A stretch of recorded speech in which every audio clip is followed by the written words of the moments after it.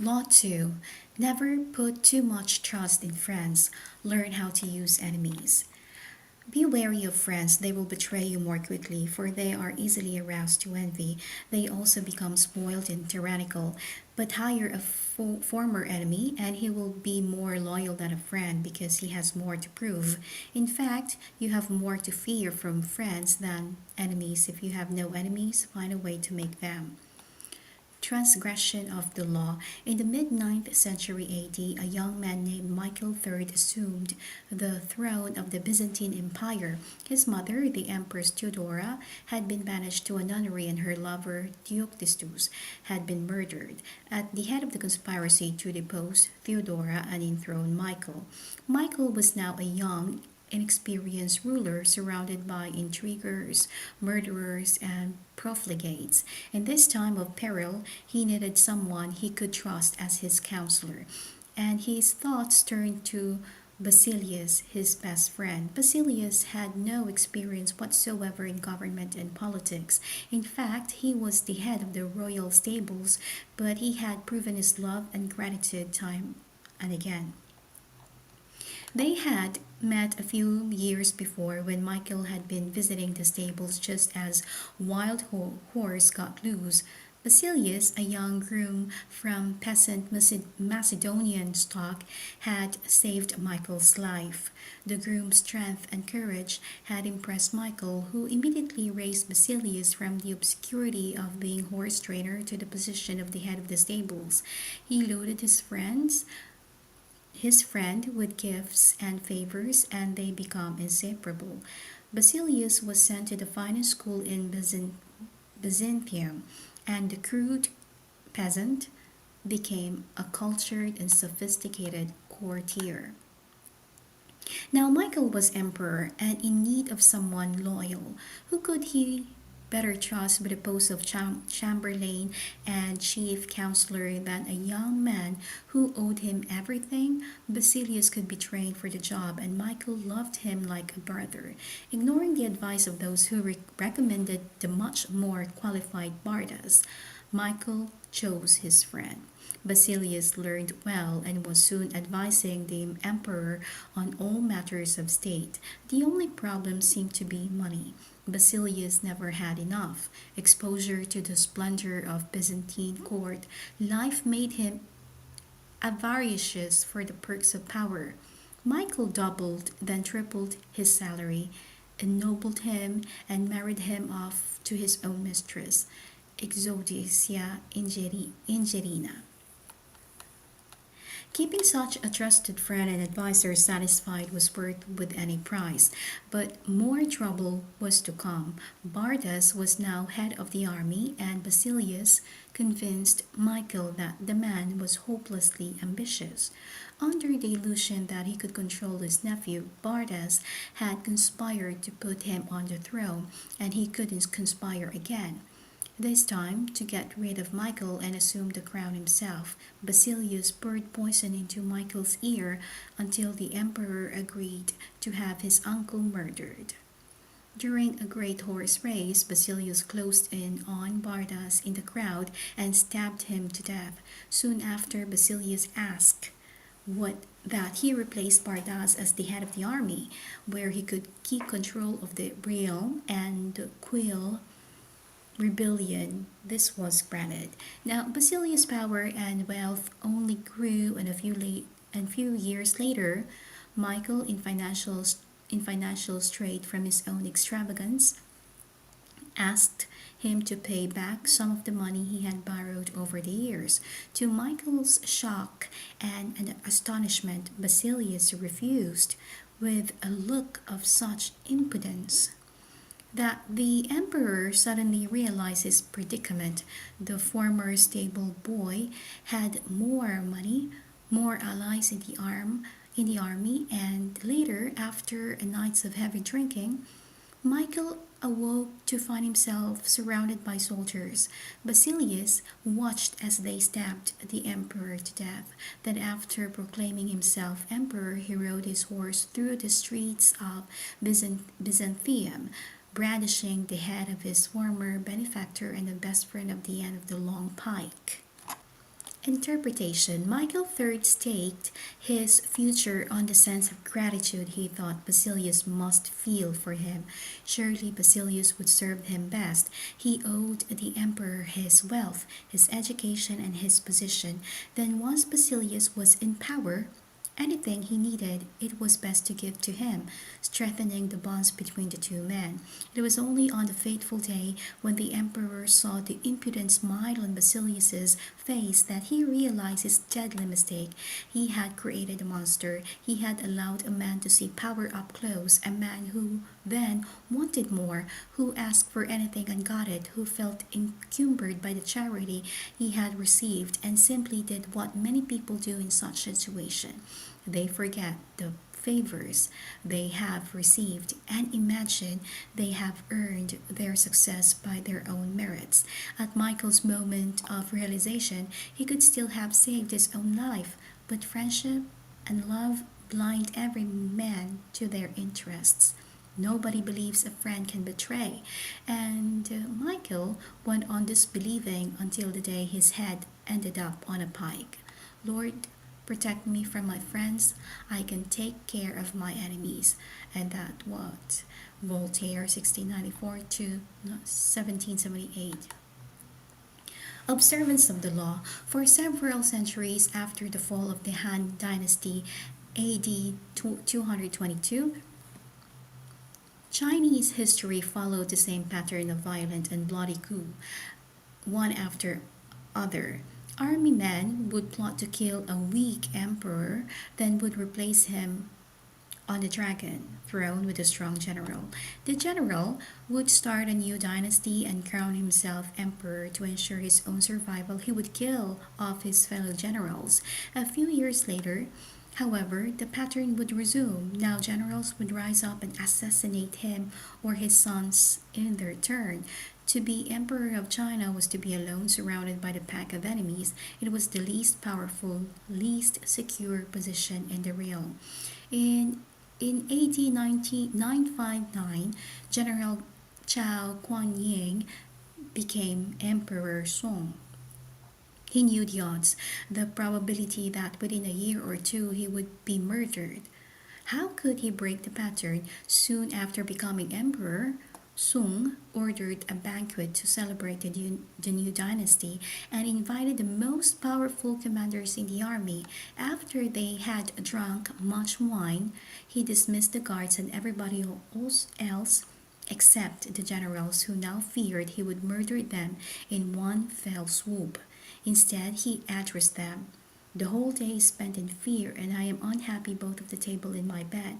For which one of you does not dream of ascending the throne? I do not doubt your allegiance, but if by some chance your subordinate seeking wealth and position were to force the emperor's yellow robe upon you in turn, how could you refuse it? Drunk and fearing for their lives, the generals proclaimed their innocence and their loyalty, but Sung had other ideas. The best way to pass one's day is in peaceful enjoyment of riches and honor. If you are willing to give up your commands, I'm ready to provide you with fine estates and beautiful dwellings where you may take your pleasure with singing, with singers and girls as your companions. The astonished generals realized that instead of a life of anxiety and struggle, Song was offering them riches and security. The next day, all of the generals tendered their resignations and they retired as nobles to the estate that Song bestowed on them. In one stroke, Song turned a pack of friendly wolves who would likely have betrayed them into a group of docile lambs far from all power. Over the next few years, Sung continued his campaign to secure his rule. In AD 971, King Liu of the southern Han finally surrendered to him after years of rebellion. To Liu's astonishment, Song gave him a rank in the imperial court and invited him to the palace to seal their newfound friendship with wine. As King Liu took the glass that Song offered, he hesitated, fearing it contained poison. Your subject's crimes certainly merit death, he cried out, but I beg your majesty to spare your subject's life. Indeed, I dare not drink this wine. Emperor Song laughed, took the glass from Liu, and swallowed it himself. There was no poison. From then on, Liu became his most trusted and loyal friend. At the time, China had splintered into smaller kingdoms. When Chung Shu, the king of one of these, was defeated, Sung's ministers advised the emperor to lock this rebel up. They presented documents proving that he was still conspiring to kill Sung. When Jiang Shu came to visit the emperor, however, instead of locking him up, Song honored him. He also gave him a package which he told the former king to open when he was halfway home. Chong Shu opened the bundle on his return journey and saw that it contained all the pages documenting his conspiracy. He realized that Sung knew of his murderous plans, yet had spared him nonetheless. This generosity won him over, and he too became one of Song's most loyal vassals. Interpretation. So, a Chinese proverb compares friends to the jaws and the teeth of the dangerous animals. If you are not careful, you will find them chewing you up. Emperor Song knew the jaws he was passing between then when he assumed the throne. His friends in the army would chew him up like meat, and if he somehow survived, his friends in the government would have him for supper. Emperor Song, who had not tracked with friends, he bribed his fellow generals with splendid estate and kept them far away. This was much better way to emasculate them than killing them, which would only have led other generals to seek vengeance, and Sung would have nothing to do with friendly ministers. More often than not, they would end up drinking his famous cup of poisoned wine. Instead of relying on friends, Sung used his enemies, one after other, transforming them into a far more reliable subjects, while a friend expects more and more favors and seethes with jealousy.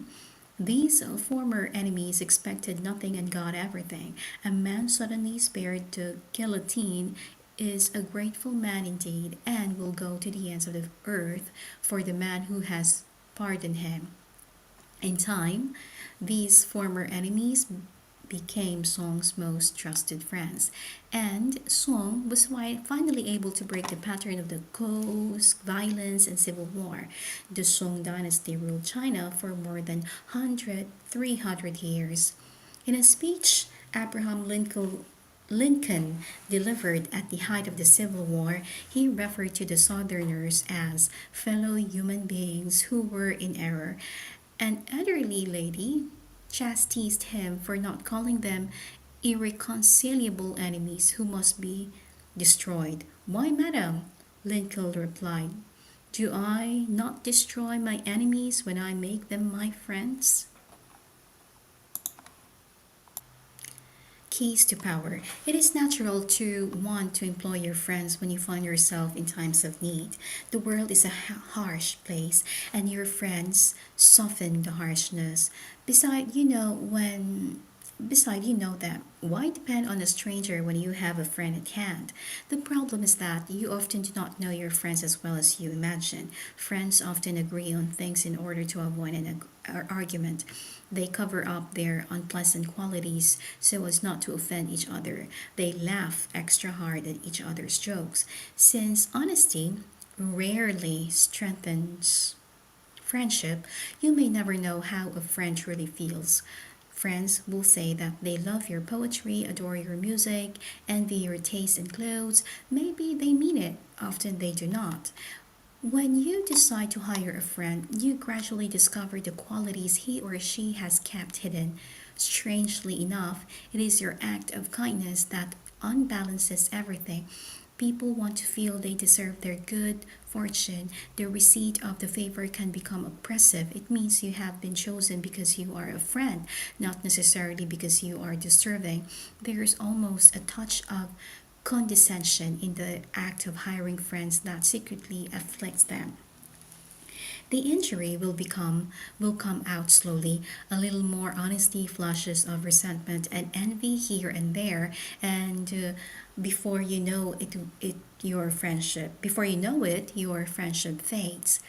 The more favor and gifts you supply to revive the friendship, the less gratitude you receive. Ingratitude has a long and deep history. It has demonstrated its powers for many centuries. That is truly amazing that people continue to underestimate them. Better to be wary. If you never expect gratitude from a friend, you will be pleasantly surprised when they do prove grateful. The problem with using or hiring friends is that it will be inevitably limit your power. The friend is rarely the one who is most able to help you, and in the end, skill and competence are far more important than friendly feelings. Michael III had a man right under his nose who would have steered him right and kept him alive. The man was Bardas. All working situation required a kind of distance between people. You are trying to work, not make friends. Friendliness, real or false, only obscures the fact. The key to power then is the ability to judge who is the best able to further your interests in all situation.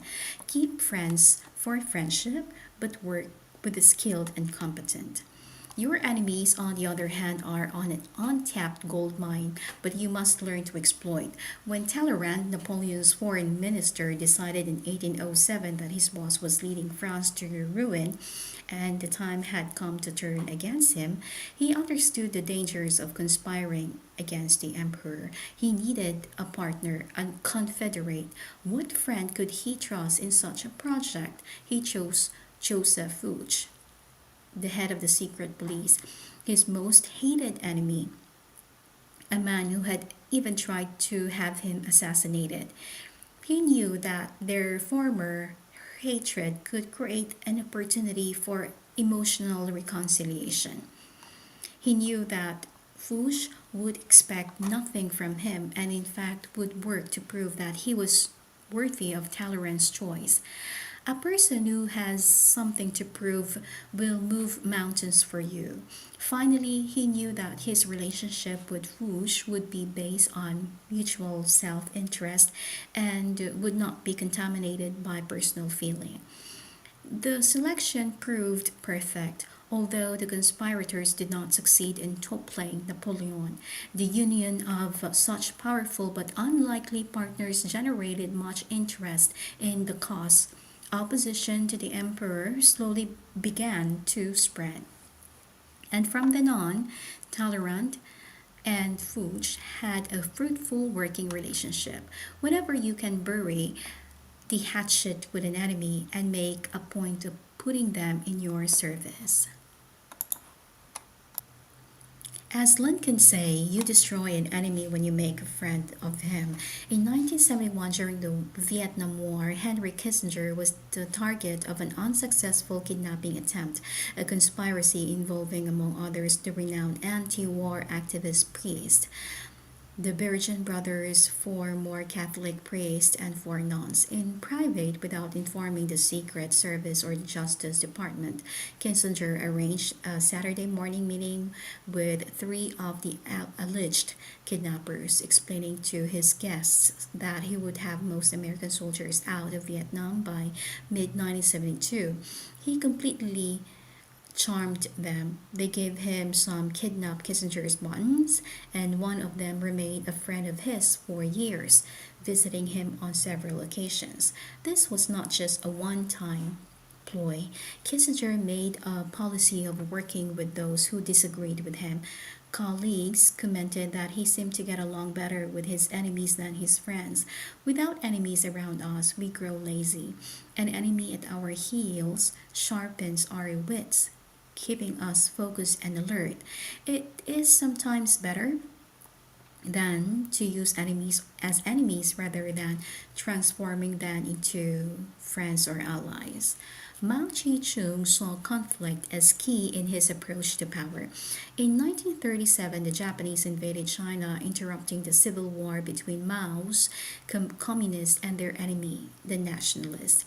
Fearing that the Japanese would wipe them out, some communist leaders advocated leading the nationalists to fight the Japanese and using the time to recuperate. Mao disagreed. The Japanese could not possibly defeat and occupy a vast country like China for long. Once they left, the communists would have grown rusty if they had been out of the combat for several years and would be ill prepared to reopen their struggle with the nationalists. To fight a formidable foe like the Japanese, in fact, would be the perfect training for the communist ragtag army. Mao's plan was adopted and it worked. By the time the Japanese finally retreated, the communists had gained the fighting experience that helped them defeat the nationalists. So, years later, a Japanese visitor tried to apologize to Mao to his country's invasion of China. Mao interrupted. Should I not thank you instead? Without a worthy opponent, he explained, a man or group cannot grow stronger. Mao's strategy of constant conflict had several key components. First, be certain that in the long run you will emerge victorious. Never pick a fight with someone you are not sure you can defeat. As Mao knew the Japanese would be defeated in time. Second, if you have no apparent enemies, you must sometimes set up a convenient target, even turning a friend into enemy. Mao used his tactic time and again in politics. Third, use such enemies to define your cause more clearly to the public, even framing it as a struggle of good against evil. Mao actually encouraged China's disagreements with the Soviet Union and the United States without clear cut enemies. He believed his people would lose any sense of what Chinese communism meant. A sharply defined enemy is far stronger argument for your side than all the words you could possibly put together. Never let the presence of enemy upset or distress you. You are far better off with a declared opponent or two than knowing where your real enemies lies. The man of power welcomes conflict, using enemies to enhance his reputation as a sure-footed fighter who can be relied upon in times of uncertainty.